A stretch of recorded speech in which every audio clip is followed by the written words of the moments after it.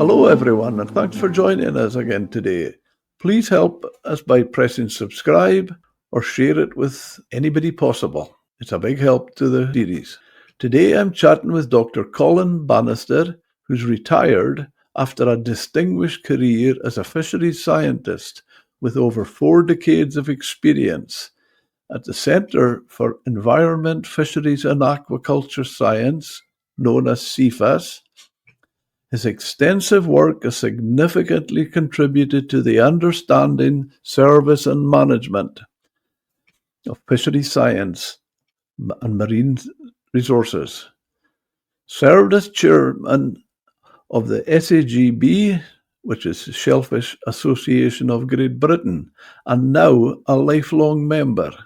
Hello, Colin, and welcome to Seafood Matters. Hello, Jim. Thank you very much for the invitation. Looking forward to the chat. Thank you, so am I. To start, we explore the advancements in the fisheries science over your career, including key milestones and challenges in managing fish stocks sustainably. Well, Jim, to a certain extent, the principles have always been there ever since the period between the wars when Michael Graham inherited from pre-war experts the general idea of fish stock assessments, which is to try and estimate the changes in stocks from one period to another, taking account of two factors or three main factors. One is the overall level of stock abundance. Secondly, the fishing rate that's been a major determinant of that abundance in general, and the variations in the numbers of the young fish or shellfish that are coming in on a year-by-year basis. And there are some very simple equations that discuss that. Obviously, the way those equations are serviced by fisheries science modelers and assessment people has changed fairly intensively over the years, but the principles are the same. And I think that's something that needs to be borne in mind, that there's a lot of refinement that goes into some of the assessments for the major stocks, and they are mainly of a statistical nature. But the support systems, which have always been things like collecting fishing catch and effort data, and trying to estimate age structures in the case of the fish, or the length structures in the case of shellfish, because most of the crabs and lobsters and other species of that nature molt and therefore can't be aged satisfactorily. Most of those factors are still relatively unchanged, but obviously the nature of the tools, the fishing vessels themselves and all the rest of it, and the intensity with which the stocks are harvested has changed dramatically over the years through many different phases. But the underlying sense of what you need to know in order to manage the fisheries is still the same. How many fish are there, or what sort of relative estimate of how many fish there are in a particular stock area? How well is that estimated by the data that we have available? And what's it going to do over the next year or two in the case of quota management, and how many young fish are likely to be there in the future? Those sorts of general principles are relatively unchanged over time. It's just the tools with which we measure them and apply them and actually allocate those resources back to the industry in a way that have changed. And of course, changed in quite dramatic ways that some people know better than I do in the modern sense, but in terms of my time in the laboratory, it was a fairly stable sort of assessment picture over the many years. Colin, when you say that about the measure and how and it's still very much the same, you feel, although maybe some of although the principles are the same. How do you feel? I've had a number of fishermen not sure if it was the best way of getting the accurate figures, because their view was if you guys go to the same place every time at the same time of year, whereas over the years where they're catching fish, where they're catching fish now. 10 years ago, there was nothing there. And in places they were getting no fish, well, that's where they're getting fish now. The move, I've often heard fishermen question. Would you have a comment about that? My understanding of that particular issue relates primarily, I think, to what I would call the groundfish surveys that the research vessels do. Well, I mean, we monitor, or that Marine Laboratory and CFAS and related institutes monitor fish stocks in two ways. First of all, they tend to be sampling the landings on the quayside. At least in my day, we were measuring the landings of all the major species in the major ports, so that we had a size structure, and we collected the otoliths, the earstones in the case of fish, so that those size distributions could be broken down into age structure. But then they were supported also by research vessels that went to sets of what are called stations, the fishing locations on the seabed. So, for example, when I was doing my flatfish work in the North Sea in the period between about the mid 70s to the early 80s, I was doing what I called a bus stop tour round the broad distribution of where the fishery was taking place. So we fished on fishing positions that had been notified to myself and my research fishing skipper, and also to my technical support staff, where the fishery took place. And we would revisit those sites on a regular basis, maybe once or twice a year in some of the big surveys. And in the case of my flatfish surveys, I think I did something like 14 or 15 what I call bus stop tours around the North Sea, going to predominantly similar fishing locations, not exactly the same spots, but we were always fishing, for example, in the southern North Sea, starting at Smith's Knoll and then working out to the tail of the bank, going north to the newly exploited areas north of the Dogger, and then coming back down the north side of the Dogger onto the Silver Pits and so on. So we had a series of what I call bus stops in that locality, and we repeated those every year. So we were assessing, on the one hand, on the quayside, the size distribution and the number of landings of place and mainly place in those days from the Lowestoft fishery point of view, and then some sole at the high point of the sole season. And then we were doing the research vessels. So the two things were giving us a dual picture, if you like, what the industry was catching. Of course, what we were seeing on the quayside was after they'd selected on the deck for preservation and landing. And we were able to catch and retain the undersized fish when we did the research vessel cruises. So in a way, the assessment would use the two sets of data in the assessment process. And they would be using different indices that came out of those. The overall abundance of the stock was predominantly based upon the routine sampling on the fish markets, but things like growth and what the fish were feeding on, and also aspects of the abundance of the young fish, they were predominantly estimated using the research surveys. So it was a combined process. But I do understand now that with climate change, quite a lot of the stocks in the North Sea have changed their location. And I am out of touch with the details of whether the groundfish surveys, how they respond to those sorts of changes.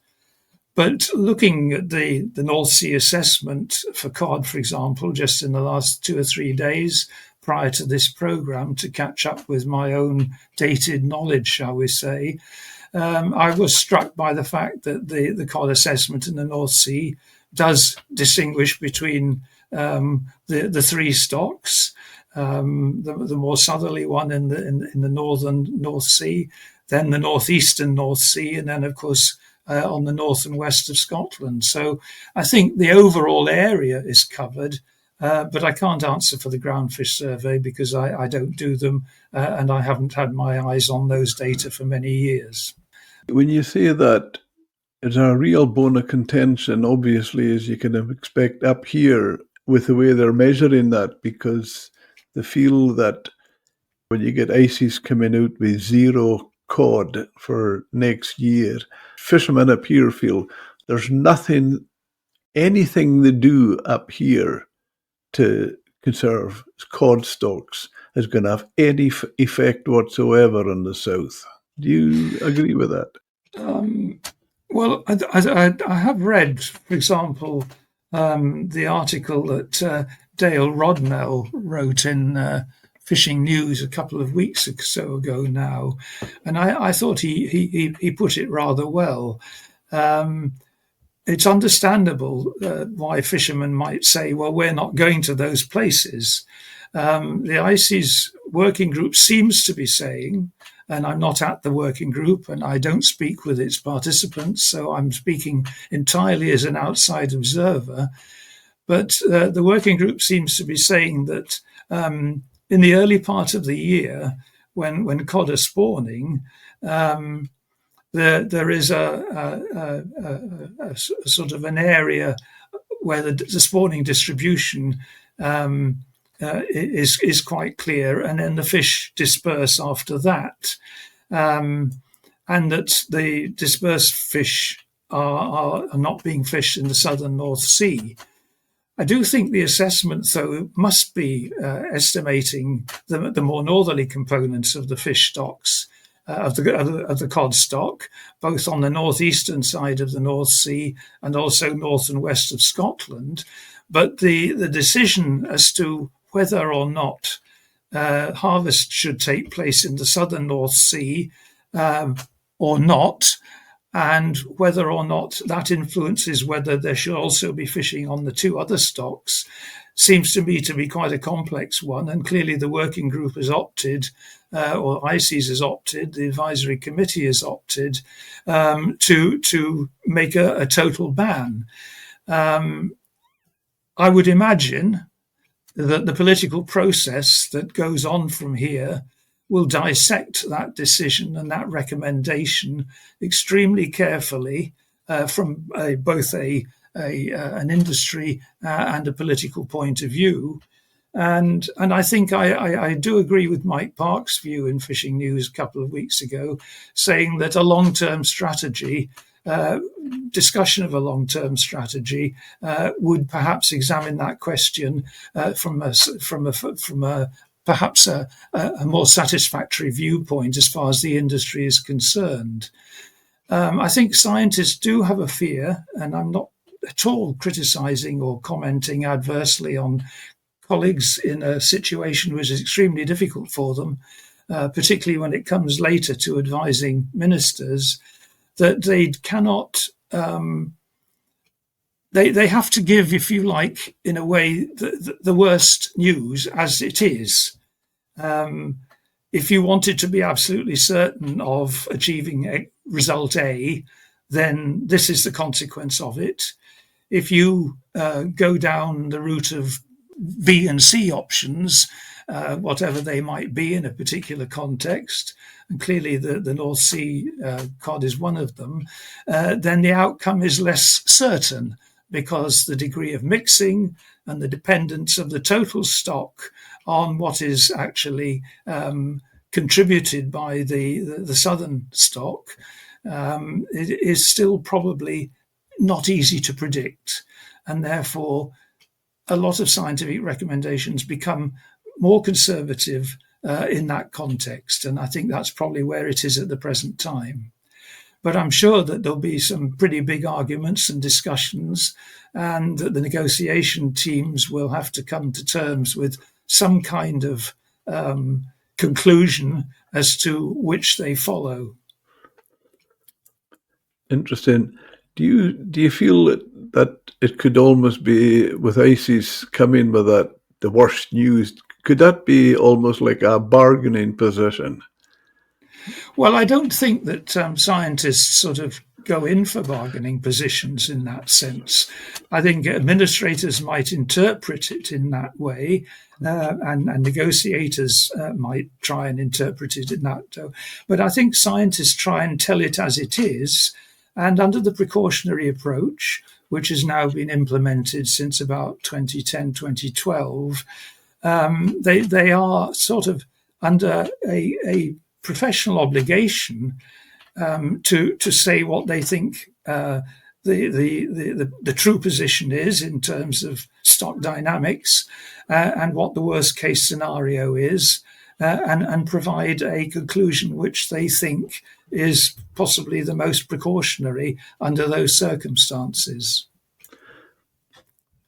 I would tend to feel myself the scientists that tell it as it is, the way you described there, is your generation, and how you would tell it. And in fairness to all parties now, one added complication they've got a very powerful environmental NGO groups with horrendous, obscene amounts of money who will take a government to court if they don't agree with it. Yes, well, I don't have any sort of predisposed position on NGOs. All I can say is that well, let me change it. Let me change the context. Part of my experience goes back to when I first started at the lab in Lowestoft. I was working in the Icelandic area where I was doing research on place. And that was in the mid to late 60s into the early 70s. And then subsequently, I moved into, because of the 50-mile and the 200-mile extensions, I moved into work on flatfish in the North Sea. And during that period, I was seconded to the European Commission in pre-CFP days in 1975-76. At the time when the herring stocks were collapsing in the North Sea, blatantly collapsing. And at that stage, it was not directly analogous to the North Sea cod problem in terms of stock structure or anything, but there had been a tremendously obvious decrease in herring biomass in what was the traditional North Sea fishery, which, of course, you will probably remember from your own days.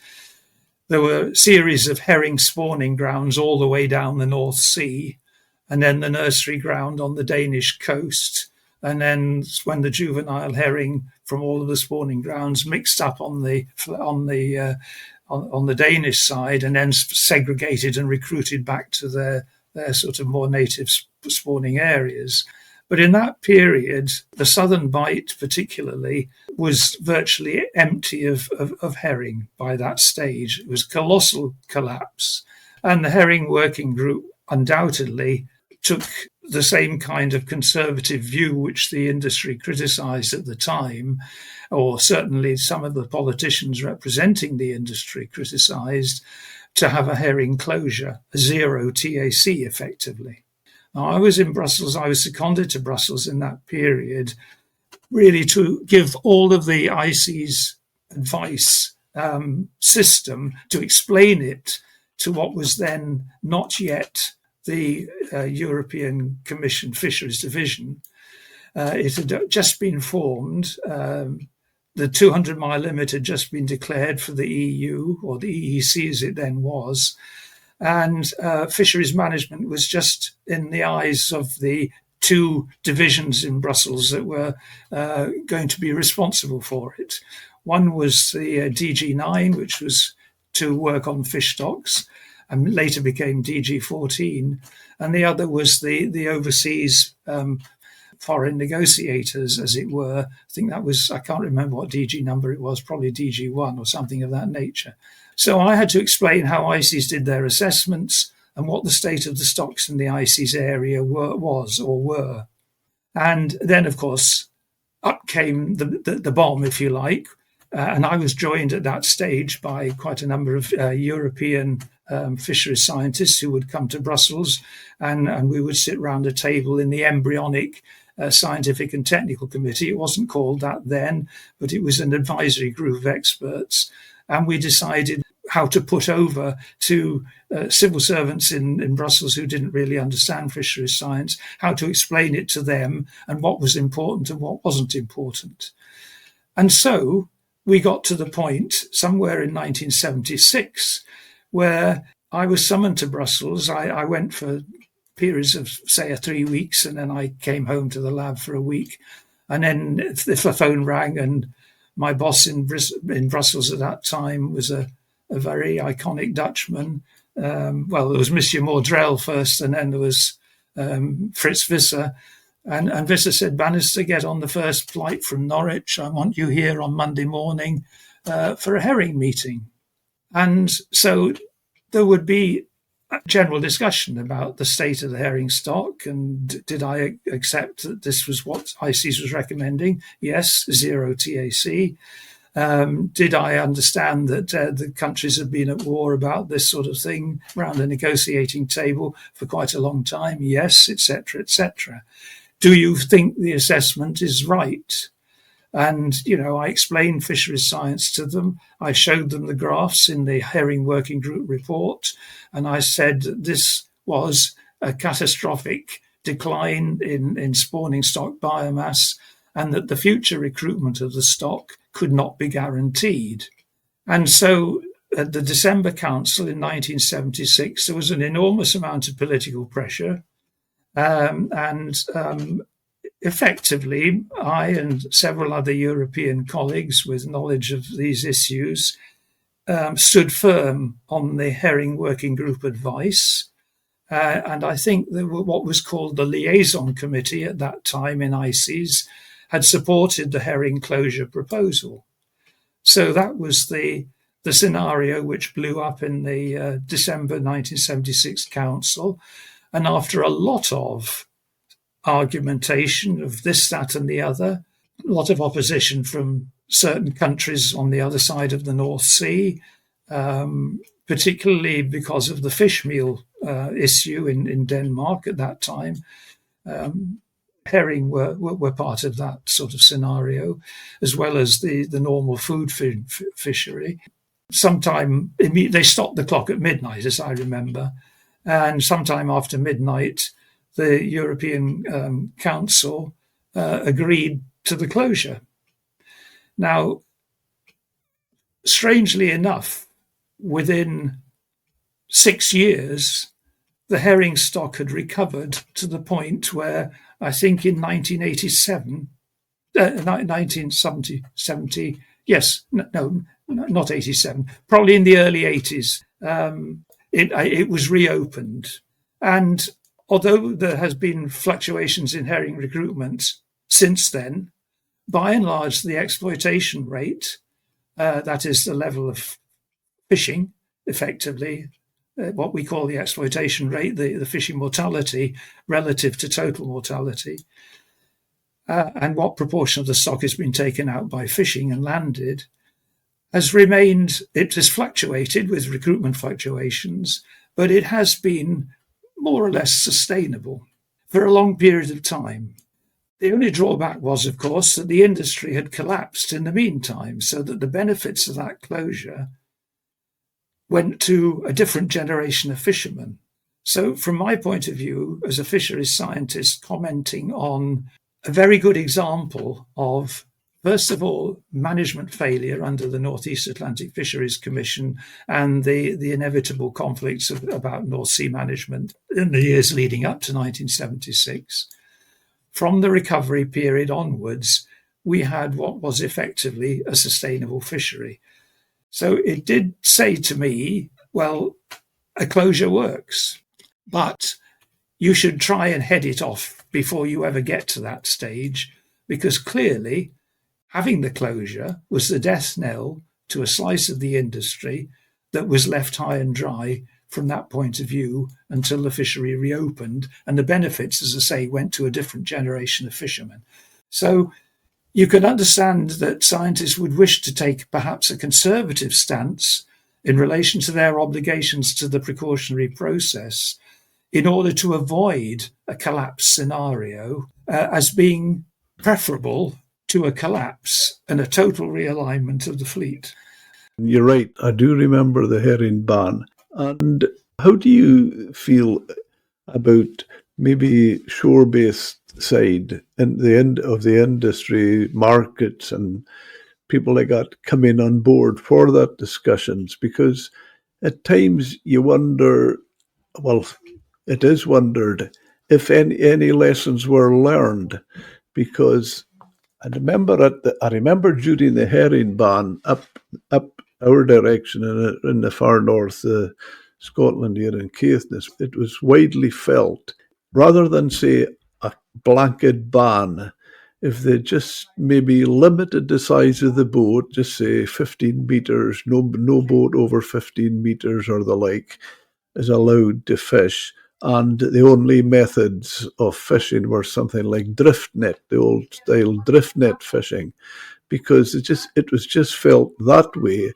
it would have kept a market.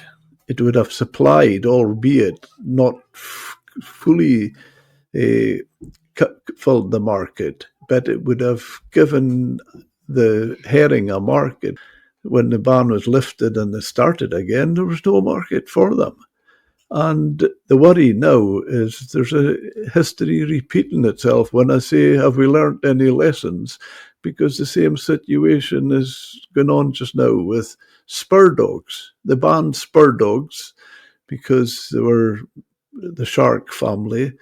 Then now they've allowed the catching, but fishermen can't. They're filling their nets with them. They're getting all kinds of problems with them because they're damaging their gear and they're affecting the quality of the fish in the nets when there's a lot of spur dogs in the nets. But there's no market. They haven't got a market. The market they had is gone. Well, I think, I mean, Jim, I do completely understand the situation about the sort of wider industry. To say, though, that we can't be, if you like, judge and jury. I think we have a system which ideally is a good one in principle. The scientists have to tell folk how it is. And there are a number of uncertainties. First of all, the statistical uncertainty around the assessment itself. And I'm completely out of date on some of the modelling that goes into that now. But the general principles are still the same. You can define some kind of maximum sustainable yield harvesting regime. You can define with reference points from historical track record of the biomass and the fishing mortality rate what is advisable and what isn't advisable. And you can go out and estimate the recruitment that's coming in the future, or where you are on something called the stock and recruitment curve, which is where all of the history of the past spawning biomass and recruitments tell you something about what sort of minimum spawning biomass you should have in order to sustain, on average, a realistic level of recruitment that would enable you to keep the fishery open. Now, in all of the cases that I'm familiar with from my time, where there was stock collapse, in the case of the herring, complete stock collapse, there had been arrows pointing in that direction for quite a number of years. Similarly, in 2000 and 2001, when ICES said zero TAC for cod in the North Sea, there had been, prior to that, a huge outburst of recruitment called the Gaddoid outburst, which funnily enough meant that there was a lot of cod in the North Sea at the very time when the industry was seeking to realign itself after the loss of the distant water grounds. So the fleet expanded on the cod biomass, and then that recruitment started to decline and disappear. And by the time I came back into the fish world, after having done 20 years of work on shellfish, we were faced with a zero TAC advice from on North Sea cod by ICES. Now, ICES can only tell you how that is, and that their best recommendation, given all the precautionary circumstances, given the difficulties that management had encountered in trying to regulate the fishery up to that point, plus some environmental changes over which we have no control. But that was the scenario that developed, and that is the advice. Now, it was then up to the next step in the process, which is the managers and the country representatives and government departments as to how they play that going forward. I don't think if scientists step over the line into the arena where they're not just the referee of the fight, but they're actually putting the boxing gloves on.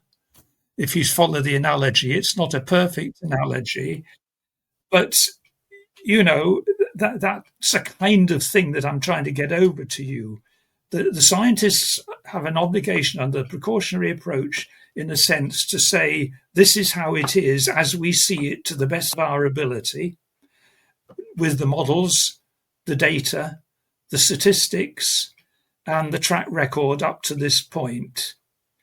Now, that's what the preference, if we wanted to be absolutely certain, in the case of the herring situation, close the fishery, you get a recovery. The implications of that, of course, for some bodies in the industry, and particularly quite obviously those who've just bought vessels, as I can remember in 2001, fishermen talking to me in a rather militant vein, for obvious reasons, saying you're coming along here and saying zero TAC advice, but I've just bought a new boat. Well, in a way, that situation has developed. So the next step in the process has to deal with that. And in fact, the EU dealt with it with the cod recovery plan and a series of steps which were painful.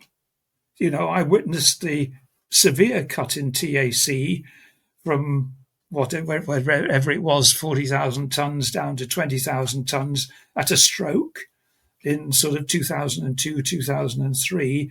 And then a whole series of years after that, up to my retirement and beyond, where the North Sea cod TAC never went beyond 20,000 tonnes.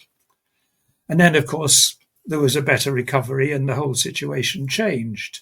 But the cod recovery plan and the precautionary reference points that were able to be administered effectively during that plan were, a slightly kinder process than that which developed for the herring.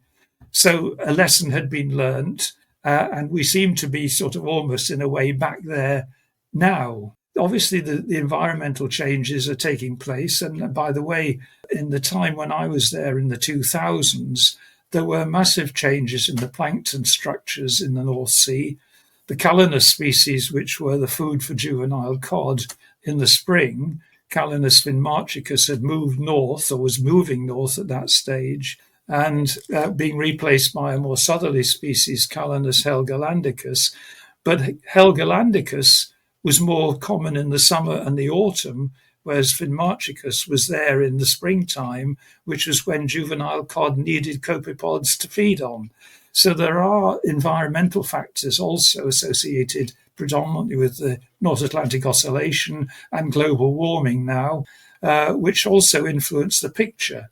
So it's very hard to sort of arbitrate between all of the different causes, but the scientists can only tell you how it is based upon the assessments and the stock surveys. The thing that I'd like to ask you on that is, you obviously see a fight when you took it round to putting the boxing gloves on.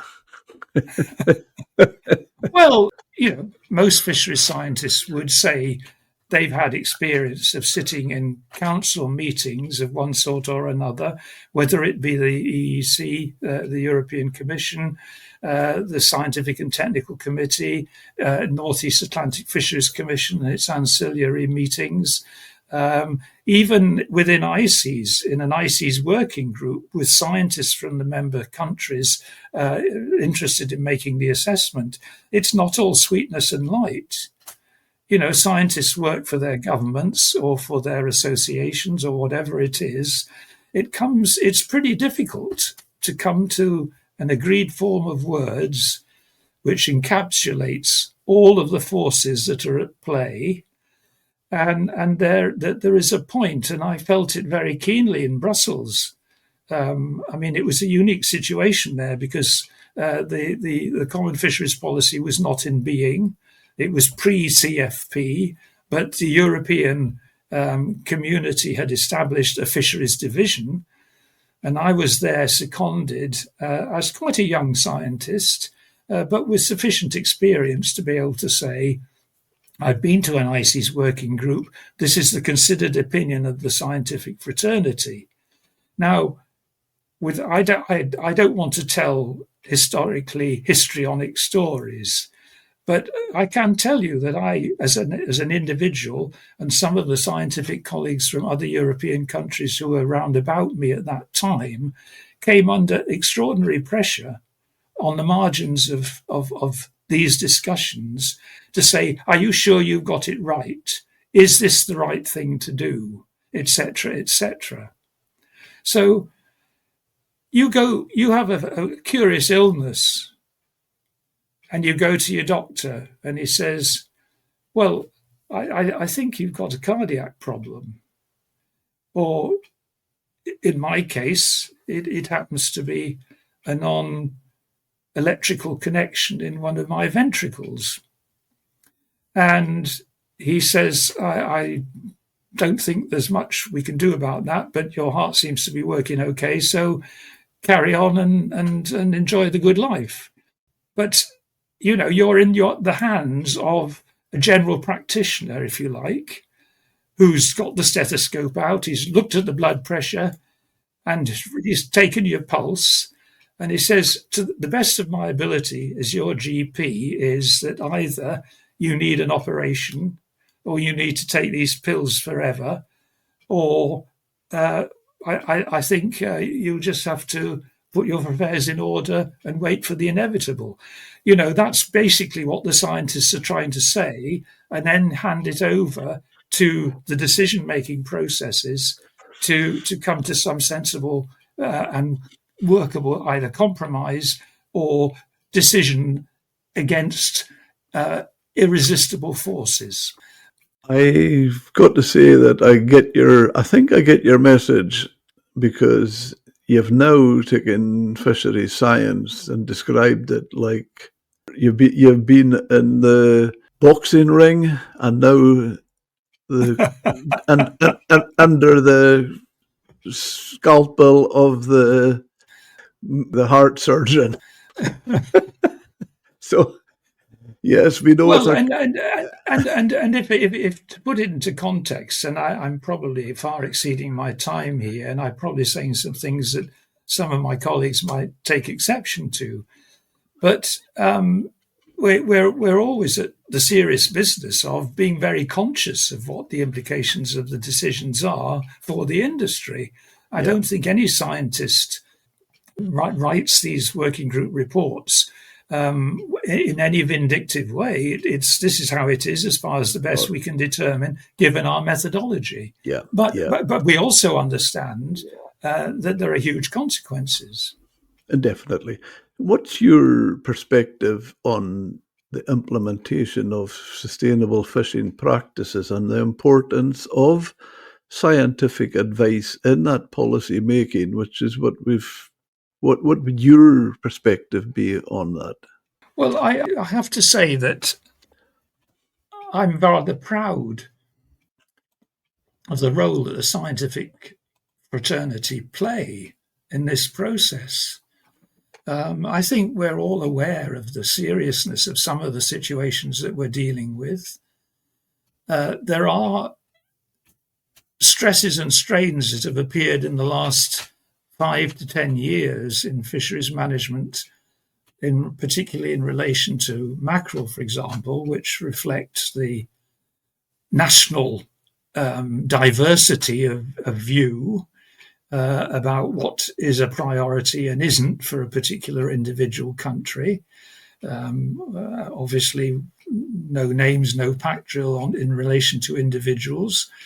But the seriousness of the situation was when you attend something like the Advisory Committee for Fisheries Management in ICES, they look at these things with a fine-tooth comb, and they understand their responsibility, and I think they make decisions as best they can with the limitations on either data or the unknowns of climate change. Not that climate change is completely unknown, but predicting the impact of climate change and its interaction with stock assessments, and in particular, say, stock recovery, is difficult.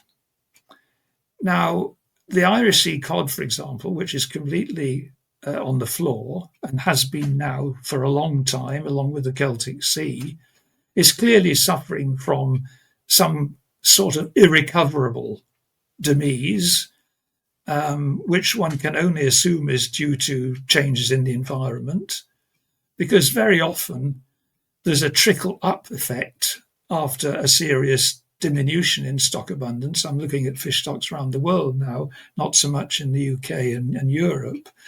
That, fish stocks are quite resilient in the sense that there is potential for recovery, and quite rapidly when all fishing is stopped. So the fact that some stocks have not recovered, the Irish sea cod is one of them, and the Celtic Sea is another, suggests that there is other things at play. But I think, speaking personally, particularly with my experience of the shellfish sections and my role in trying to secure fisheries management plans, I've always felt that taking decisions early rather than late is a better scenario. In other words, try and get some aspects of fisheries management in before you have a crisis, where your hand is then forced into a very black and white scenario, which is difficult to satisfy anybody. Whereas if you have a more precautionary approach to management in the first instance, then you have more freedom at a later stage, unless, of course, there is a complete environmental shift that means that either your fish is no longer there but is beetled off somewhere else, or has actually been kiboshed in a way that is irrecoverable. I think irrecoverable stocks are relatively rare, I suspect. Now, if I look at the lobster crab situation, I've been trying to get protective effort regulation for quite some time. There is a shellfish licensing system, but we cannot regulate and haven't regulated the number of pots that people put in the water. Now, my instinct is to say that we should have some kind of effort limitation, that is, not cut back on effort, but stop it getting any further whilst we assess where we really are. And if we look at the crab situation in the North Sea, particularly, and round UK generally, crab landings have been diminishing since about 2015, whereas the crab fishery was expanding prior to that in quite a strong and significant way. So I would say it's time to stop effort coming into the crab fishery. I'm talking about the North Sea particularly and the southwest. And yet new Vivier crabbers are still coming in. So why is that then? Well, I think it's to do with latent licenses. So I think the original licensing system was probably not as effective as it might have been. But having said all of that, we cannot at this stage say that we know what the total number of pots in the water actually is. And we still need to understand the relationship between the number of pots and the frequency of their hauling and their capture efficiency relative to landings and stock abundance. So there are a lot of unknowns there which make further decision making quite difficult. But I don't think that stops you capping effort. But I now understand, because fishermen have said to me, look, if the fuel price goes up next week, the only way I can compensate for that is by increasing the number of pots that I fish, so that I get a higher set of higher landings, I get a bigger grossing, and I can pay for my extra fuel bills. I mean, I'm taking that out of context because, of course, there are other political issues all the way around with where you're fishing, who you're fishing for, who the competition is, are you an inshore boat or a nearshore boat, whatever, all of those details. But those aspects do need to be thought about, and waiting, because it's a difficult decision, doesn't always help. It just makes it worse in the end. What's your view on the evolution of stock assessment techniques and the importance of the data collection in informing management decisions? Because maybe I'm just going putting too much in, but going back to your point there, do you feel with the crab situation, does seasonality enter into it? Because, yeah, we have seen a decline in the crab fishing, but in the last few weeks in the north here, it's actually recovered greatly. Well, I do understand that point, because there have been times in the channel, for example, where seasonal differences have made a change to when peak season has occurred. The interesting thing about the lobster crab situation, incidentally, is that lobsters produce very large eggs, rather few of them. And when their larvae come out of the plankton, they disappear into shelter. So the lobster distribution is restricted by shelter availability, and the juvenile lobsters must survive once they get to the bottom pretty well, because you never see them for 4 years, and then they come out about age 4 or 5. Now, we don't know what the efficiency of a trap is, in all honesty. Back calculating from the catched information to stock on the ground in the case of, say, a lobster population is very difficult to be very comprehensively knowledgeable about. We can look at relative catch rates over time, but whether that relates to absolute abundance is another question. In the case of crabs, you've got a mature female crab will produce between 1.5 and 3 million eggs, small eggs, distributed widely over quite a big sea area with a decidedly clear larval distribution, whereas you hardly ever see lobster larvae in the water because they're very sparse. So you've got two different ecological strategies there, a shelter-seeking, relatively low density, but assured juvenile survival in the case of lobsters. And then you've got broadcast fauna in the case of crabs, with very large production, egg production, and distributed over a wide area. That's why I'm a bit surprised to see the change in what is an obvious decline in crab recruitment in the last few years. Frankly, I don't think that the resources of marine science at this point have been sufficient to explore that problem adequately. In all honesty, it's a very difficult ecological problem, and the most of the work that's been done on the shellfish side is still basic stock monitoring, whereas the biological research that would help us to understand those life cycles is something which is a victim of modern funding arrangements. Really interesting. See, when you mention Irish Sea, and that it asks a question which many, and I'm asking you this, Colin, not in any way trying to cut you out, because I don't know the answer any more than a number of people I've spoken to. With the Irish Sea, that was about, I think, was it in the early 2000s, the cod seemed to disappear, and it's not back No. I So have the assessment. would that say there's something other that should be taken into consideration, or with it not recovering, is there a bigger picture?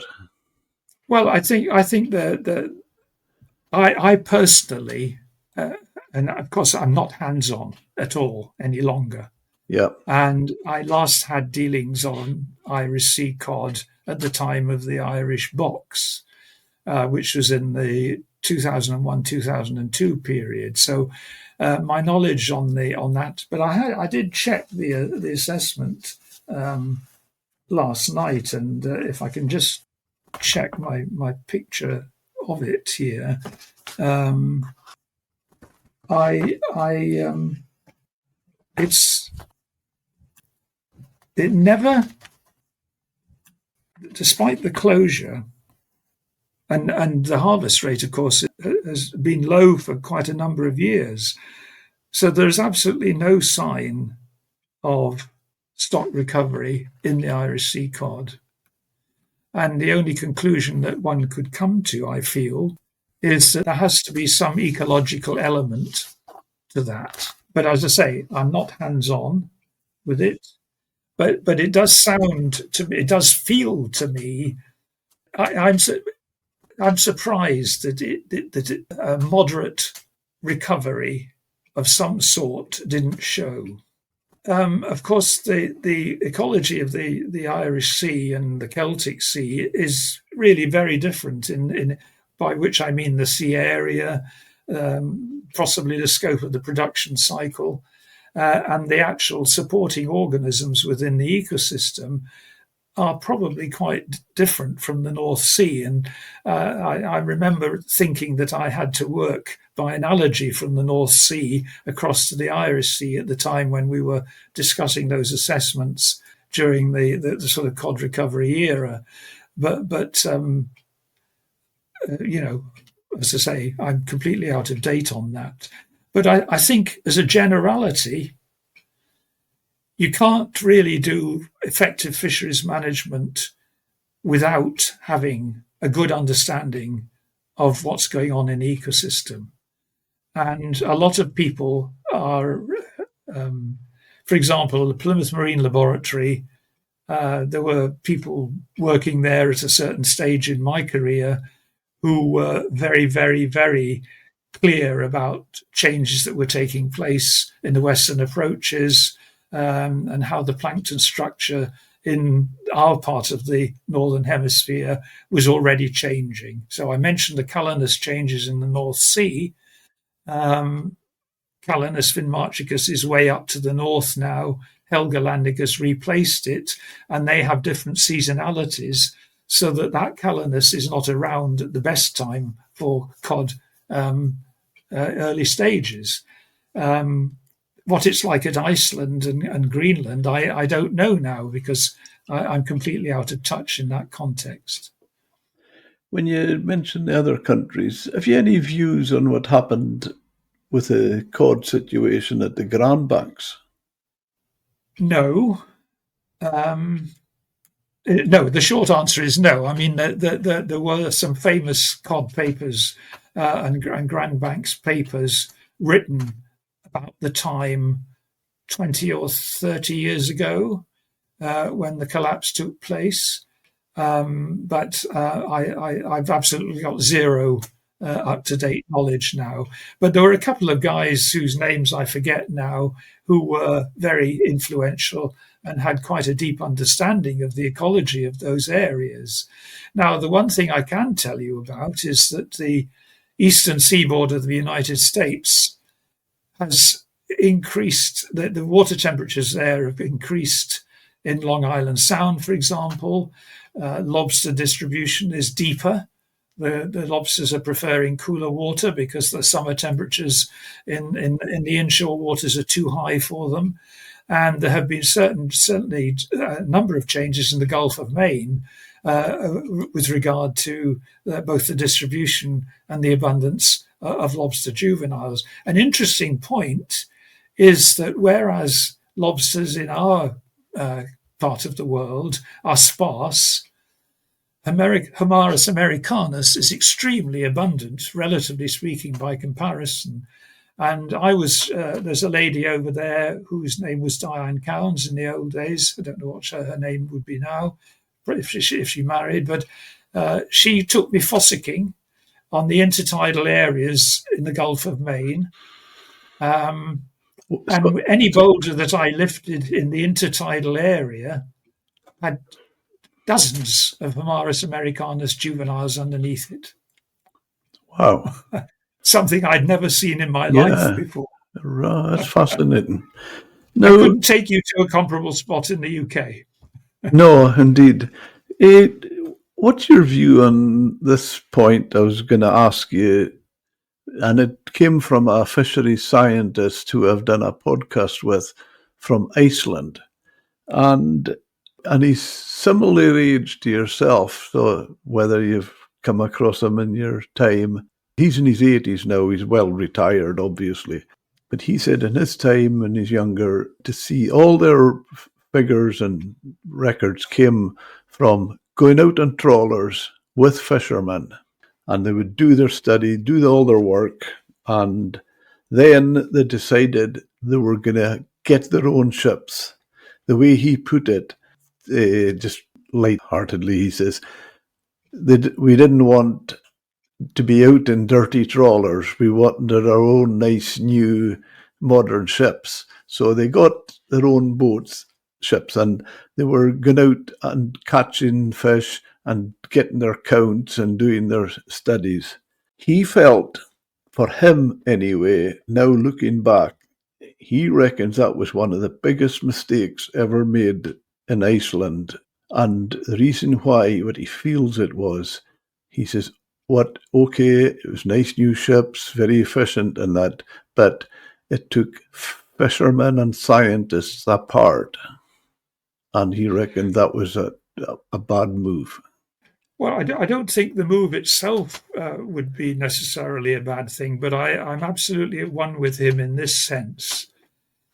When I gave talks in the past about the herring and the cod stories, I used a thing called the drying pond effect. When it's rained and you walk along the sidewalk and the hot sun comes out, 3/4 of the rainy pools disappear.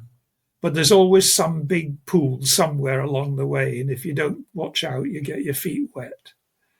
I called it the drying pond effect. And I used to say in my lectures to university students, and we used to play the management game when I did lectures at Imperial College. I used to simulate a fisheries management conference like NIAFC, and I would identify them and make them play the game. But I would say there are always fish in the last pond. Now, by definition, fishermen are hot spotters. And when I see the photographs of some of these big mackerel vessels from Shetland and the electronic kit that they've got, they will find the last shoal. It doesn't tell you what the rest of the ocean is like and how much there really is beyond it. So in my judgment, you need to have the information from the industry, from the vessels, to give you that particular dimension of the total spectrum of abundance that's available. But a research vessel, however trivial the gear seems to be, and fishermen are often very critical of it, the one thing that a research vessel does or can do is to keep the gear standard so that fishing efficiency doesn't get in the way year on year of the abundance estimate that the catch rates of the research vessel tell you. And secondly, you have control over the sites that you visit, rather than it being hotspot fishing all the time. So I'm not saying that a research vessel survey gives an absolute estimate which is totally copper-bottomed, but it probably gives a more balanced view about stock abundance as a whole, particularly in a contracting or an expanding situation. Whereas what the fishing fleets are tending to do, they find fish, the best find that they can, in the quickest possible time, to fill up as quick as possible and get back to land with the highest quality of fish and to meet their landing obligations to whatever contractor, to whatever plant they're contracted to. So that's a biased estimate. It's a better estimate in some ways that those vessels may be able to find fish better than a research vessel, but the two together make a more commendable combination, I would suggest. He also felt, just a comment he made, that he feels that the younger, more current scientists going out doing that, he feels they're looking too much at their computers, but there is obviously a need for them. But whereas in your generation, or his words, talking to fishermen and looking at nature.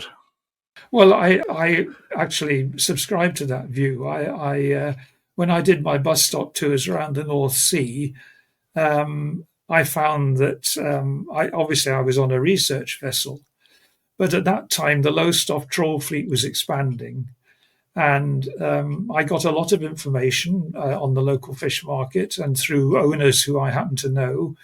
One of the local owners, Small and Company and Hobson's, happened to be known to a friend of my family here in Lowestoft, and we shared information, and it was a good mix.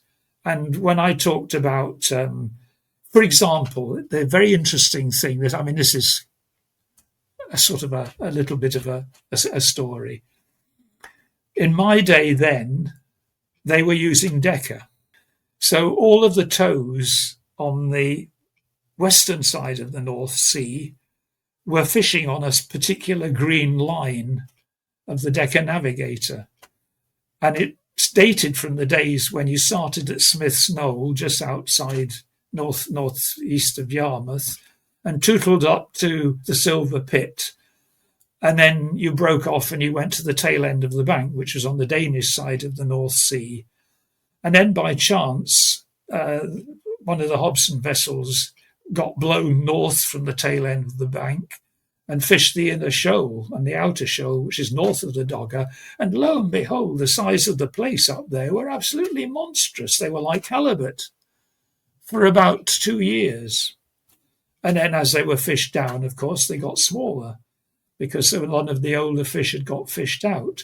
But I knew where I was in the North Sea from the size distribution of the place that we caught, and that conformed exactly to what the fishermen that I knew told me about where I would be at that time. And they would say, Colin, you want to get to the tail end of the bank now, or it's time you went to the Silver Pit, boy. You know, that's what we always did.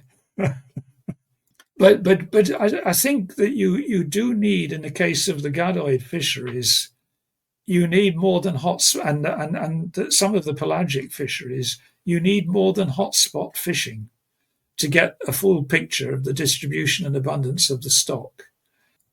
And what I also feel is that the days of, well, in my time at the lab, obviously, I don't want to speak in any derogatory way about CFAS because I don't know anything about the modern structure.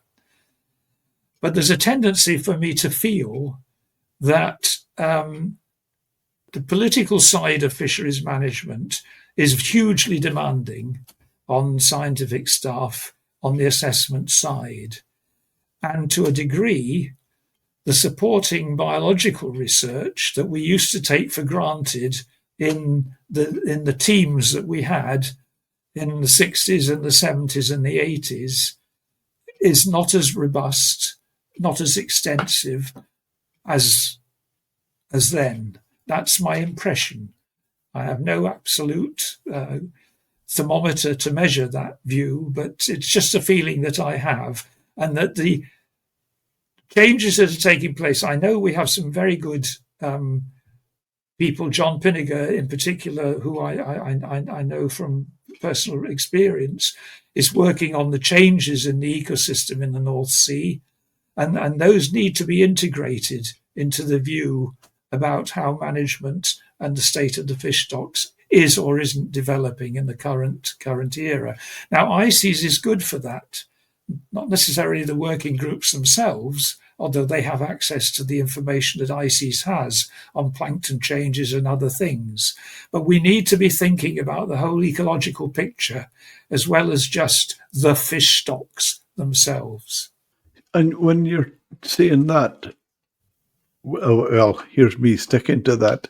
I totally understand you're saying the whole picture, but on the fish stocks itself, you might say this is just food and drink to you. Does predator prey come into it? Oh, yes, of course. Everything is predator prey at root. And even some population dynamics of some species, cannibalism comes into it. It's absolutely a fundamental ecological factor. And there was a period in particular when the Danish Institute and actually the Icelandic Institute were working more along the lines of a sort of integrated ecosystem approach.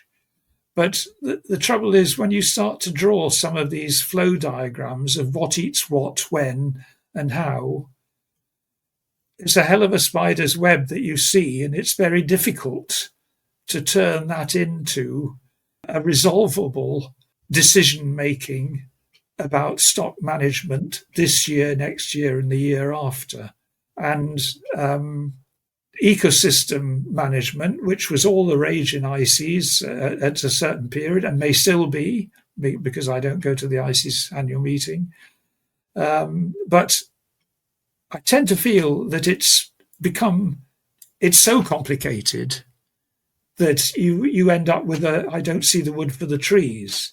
So I think you need to have a look at it in a sort of a more abstract way and say, well, what are the key relationships here that we need to keep tabs on? What are the key food organisms for the top species? But if you look at some of the diagrams that were drawn in the ecosystem approach to management days, when that was all the rage 20 years ago, in and around my retirement time, I mean, it was the ultimate spider's web. You've never seen anything like it. Because if something's hungry and its food disappears, it tries to adapt to feed on something else. Yeah. You don't give up that. You don't give up that easily. Yeah. When you mentioned the word earlier, if I could pull you up, you mentioned story. Have you got a story for us on your experiences in Iceland? Yes, I do. First of all, I have actually been to the part of Iceland which is now suffering from the burst through of volcanic activity, Grindavik and all of those places. But I did like my times in the western fjords when it was stormy and the Hull trawlers came in. And there was one occasion in Isafjord when the local church decided to put on a film show for the poor benighted trawlermen that were all tied up in Isafjord harbour. And there are two stories related to that. One was that George Argument, who used to be the skipper of one of the Hamling vessels, St Giles, I think, had become our fishing skipper at that time. And he was on watch at night, and the crew of the research vessel had been having what might be considered to be a very good evening and came back in a somewhat inebriated state and had a big bust up with the crew of the Princess, I think it was the Princess Elizabeth, on the quayside. And one of the guys pulled a knife and cut his wrist or something, and the blood spurted out. And and George Argument was looking out of the wheelhouse window of the Ernest Holt. And the crewman said, "Get us some plaster, mister, get us some plaster." And George says, "I never could stand the sight of blood," and pulled the window up and shut him out. The same night, the remnants of the crew went along to the film show, and they had laid out these folding wooden chairs in the church hall so that you could all watch the film. So that actually we, the scientific staff on that trip, also went along. This was later. And the crew came bumbling in, and all of the chairs started to crash down, one after the other, like a row of crackers. And of course, fishermen's language is very, very, very descriptive. So there was a lot of FH and SH, this, that, and the other from the crew. And these desperately keen to help us church ladies were sitting there in the other seats, whilst this lot were disporting themselves, picking up the chairs, putting them back in place with language that could only be described as having come straight out of the Fish Dock Avenue in Hull. I rest my case. Did you ever get caught up in any bad weather around Iceland? Yes, I did. I think I told you in the conversation we had the other day that the Ernest Holt did actually have to run for Isafjord before that particular encounter that I've just described to you. And this was a September, October time. And we had a beam sea, and she was rolling furiously. And it was exactly the same spot, I found out later, where the Ross Cleveland had turned over in the February of that year. And the captain of the Ernest Holt at that time was a chap named Binnington, who was an ex-marine skipper, not a fisherman. And he had the midships cabin that opened onto the midships alleyway where we did our fish sampling. And as I came up from the saloon down below where I'd been taking refuge to see what the sea was doing, because, she was rolling the most horrible corkscrewing motion on the top of the rollers, I realised that Ted Binnington's cabin door was open and hooked back. And later on, the bosun said to me, once we tied up in Isafjord, he said, "I've never seen Binnington have his cabin door open. It must have been bloody serious." So, I've seen a bit of weather on the west side of Iceland, and I also found it because I didn't know anything about the grounds, and we didn't have the brains. I didn't have the brains to hire the fishing skipper of one of the Fleetwood boats. I should have gone to Fleetwood and got a Fleetwood skipper to come for the trip, because all my crew on the Ernest Holt were Grimsby men who didn't really know the west side of Iceland at all. Okay. So it was just we tore the net almost every second haul. It was horrendous, and we just needed bigger bobbins really, and we needed to have rigged the gear slightly differently. But I learned a lot on that particular trip, because if you've got a research vessel that doesn't know the area, you need to hire a skipper to help you to get through it. I had an old skipper named Arthur Lana, who was the fishing skipper on Cleone, the North Sea vessels I used, and also on the Corella later for some of my research trips around the North Sea. And he was a delight. He was a very laconic sort of guy. I'd say, "Arthur, do you think we're going to get anything today?" He said, "I don't know, Colin," he said, "but we'll just put that over and we'll see what we get. If we get something, we'll have place for tea. If not, we'll just have to open a tin of beans." Oh, wonderful. Oh, wonderful. Were you, in your time there when you're talking, it's making me ask, were you on board any of what was then, I'm sure you'll remember them, they were then, I used to love watching it, and watching it. I wasn't watching anything. I would get the fishing news to see which trawler broke a new record. And Yes. it was all like what we called the football boats. Well, I no, yes, the silver cod was, of course, the highlight, and I was at that stage, as I think I told you in something that I sent you by email, that I was at the grammar school in Hull in the late 50s, early 60s, just before I went off to uni, and I used to go down the dock and brave the delights of Hessel Road, as it were, in order to watch the trawlers leaving St Andrew's Dock and head out into the Humber.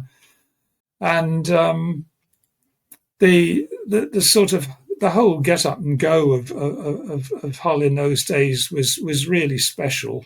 St Giles was a very regular top grosser at that stage.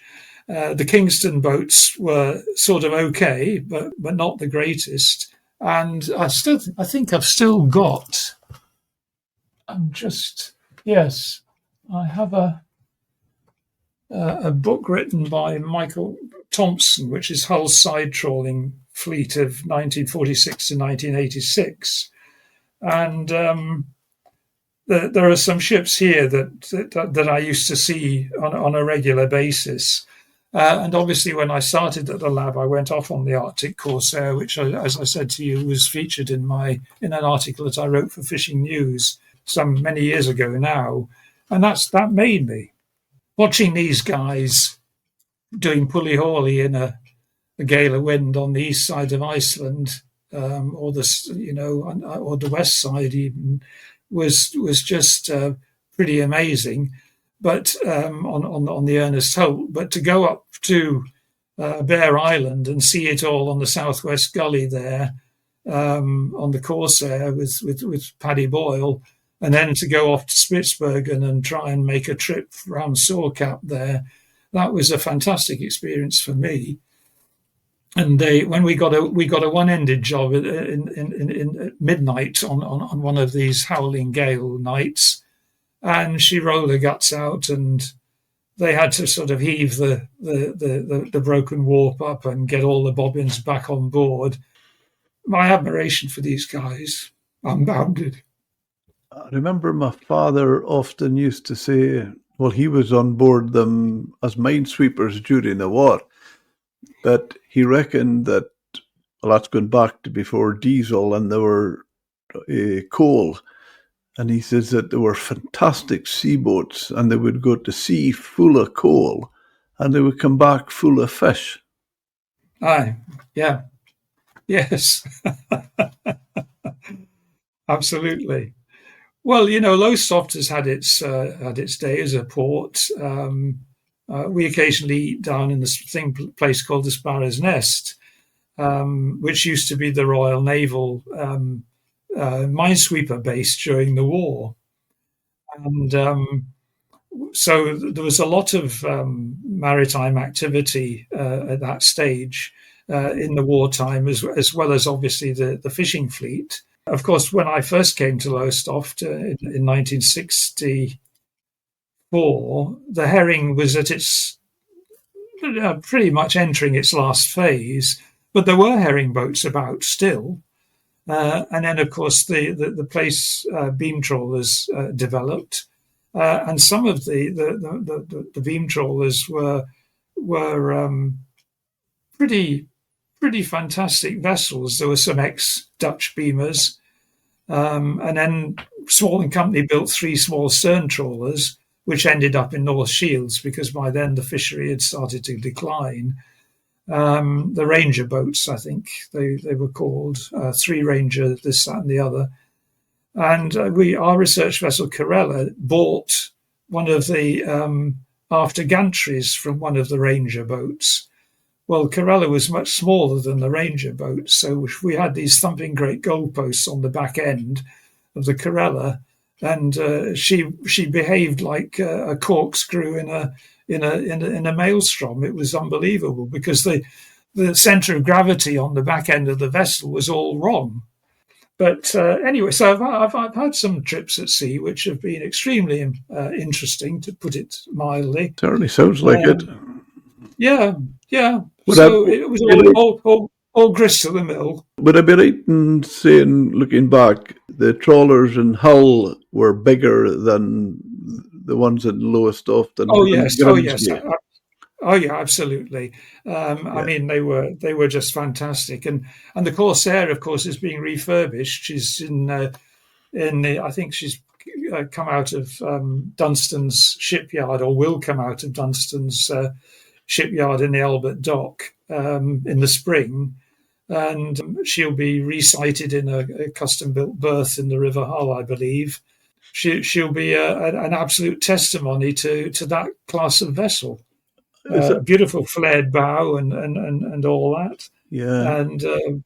And I knew Tom Boyd, of course, Junior, not Tom Boyd Senior. Although I met Tom Boyd Senior, he was very laconic when he saw me off on my Arctic Corsair trip. He said, "You'll only need two things, lad."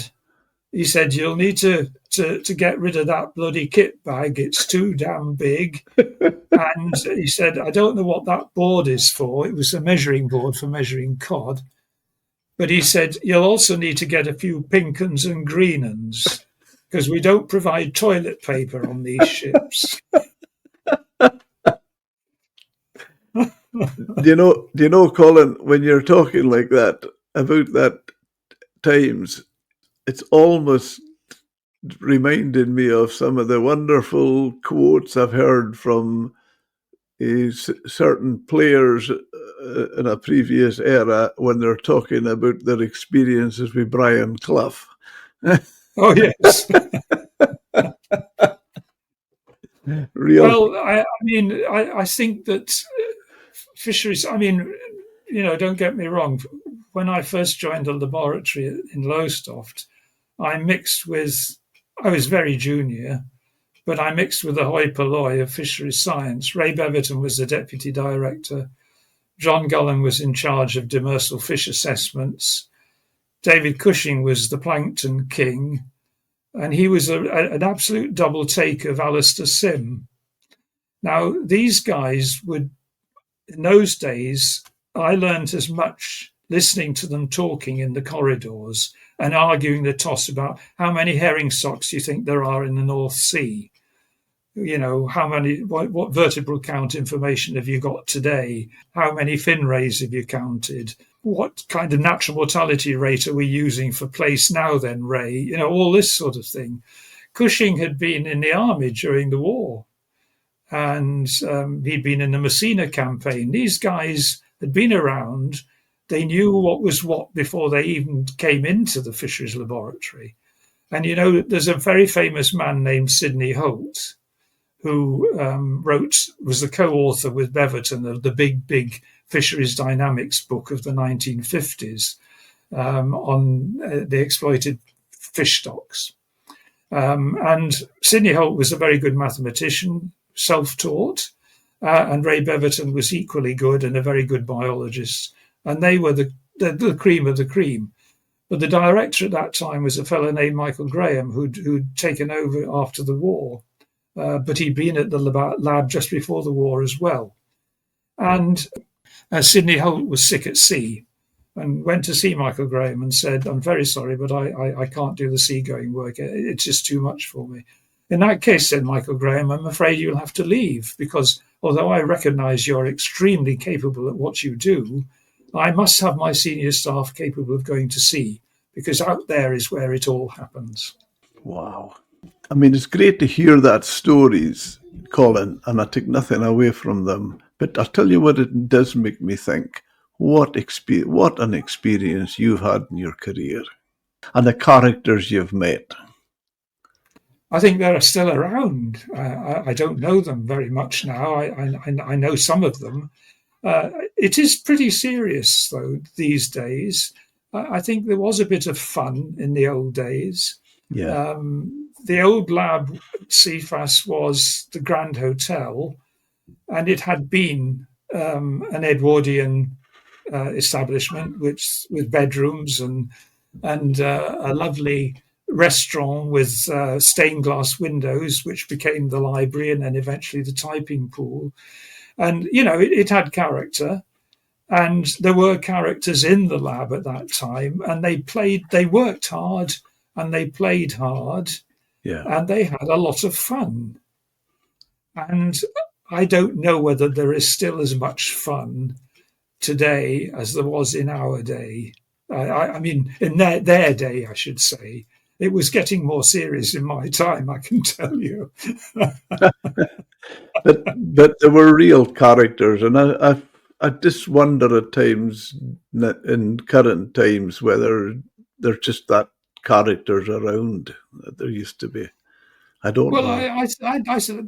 I assume there must be, but for example, there was always quite a rivalry between some aspects of science in Lowestoft and some aspects of science in Aberdeen. There's tendency to see different emphases, going back to the ecosystem approach, for example, or going back to some problems of interpretation of herring substocks or whatever. Science is about confrontation very often. I don't think people understand this too well. That your belief system and your conclusions only stand until they are disproved by something else that comes along. Now, the structure of fisheries equations is relatively unchanged. The actual nature, you only have recruitment of young fish, natural deaths and fishing deaths, and interactions between species. So those broad 5 factors are always there, with the overriding impact of climate change. Now, I'm sure I could bore you for another half hour with some of the actual old-fashioned stories of the interactions between the old colleagues, but they were not without purpose. If Cushing asked Derek Isles, how many substocks of herring do you think there are today? It would have been a different answer from 3 months ago. And Cushing might say, oh, right, so things have moved on, Derek. Well done. The banter was there, but by God, the science was bloody serious. And we took it with huge responsibility. And I think modern scientists do the same. I listen into the industry briefings every year, and they're coming up now in the autumn. And I don't detect any deterioration of dedication to solving the problems that we've been talking about. Sometimes there are resource issues, by which I mean that funding does not allow or does not provide for the range of background studies that possibly we might have carried in the old CFAS for a lot longer than seems to have been possible in some aspects in modern times.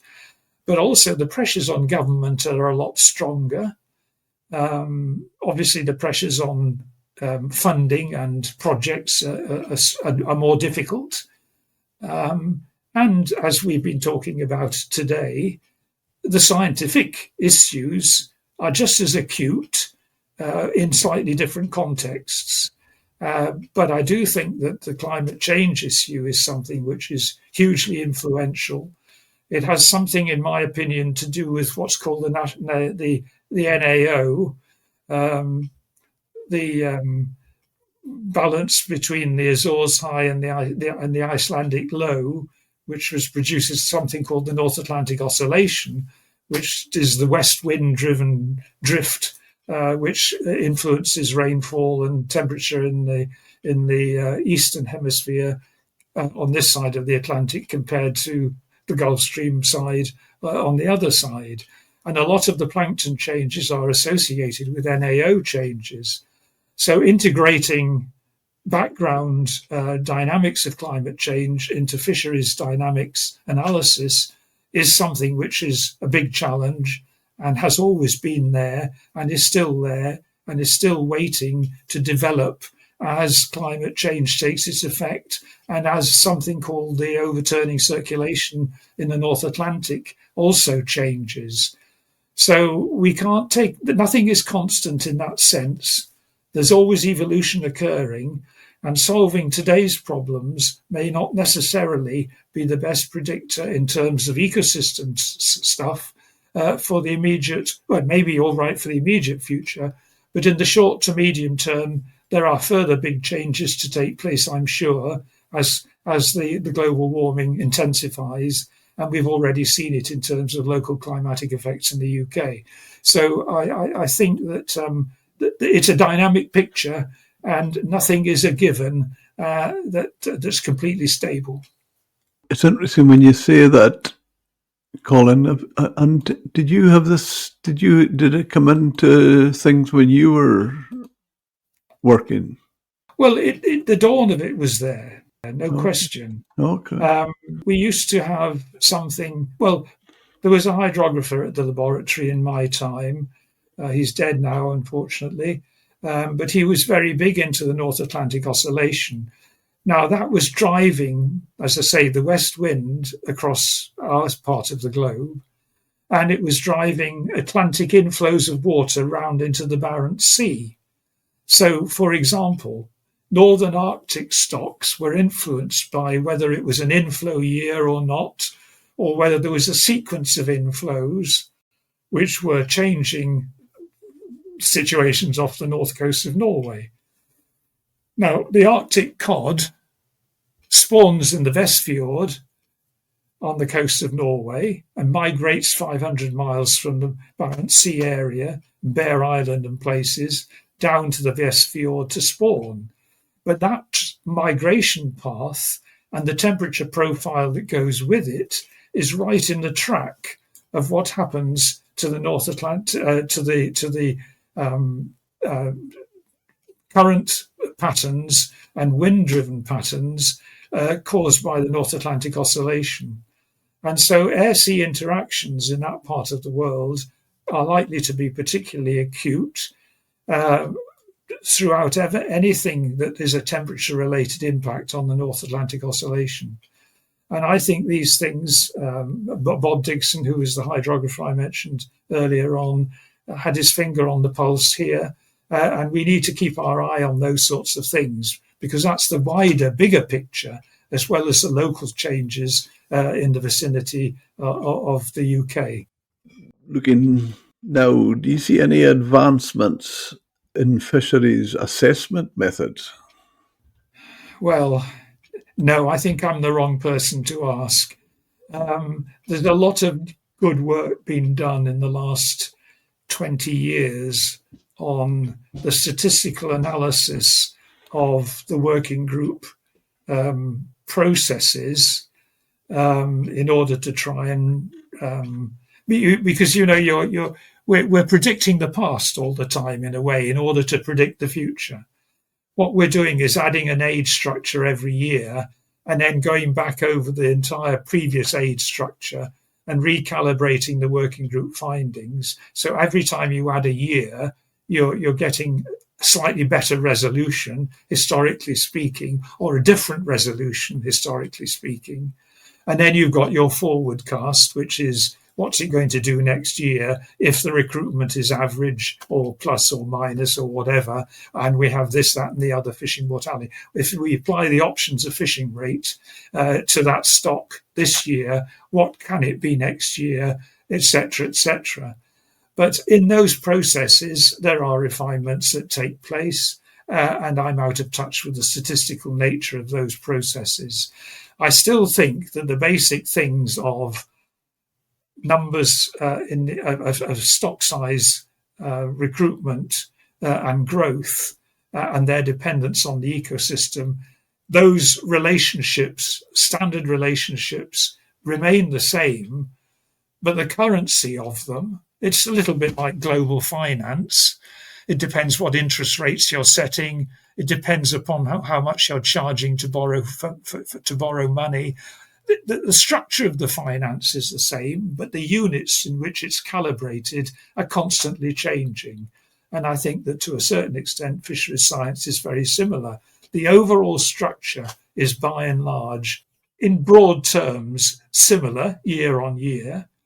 The tuning of it by the most recent data and the decisions that are going to be taken about the allocation of those resources is changing in the political context in which we live and move. And the ability to actually quota manage is probably a very, very important key, which I don't know anything about any longer, but which, given the way in which sometimes fisheries operate, needs to be kept in mind at all times. That's a good way of putting it. Yeah.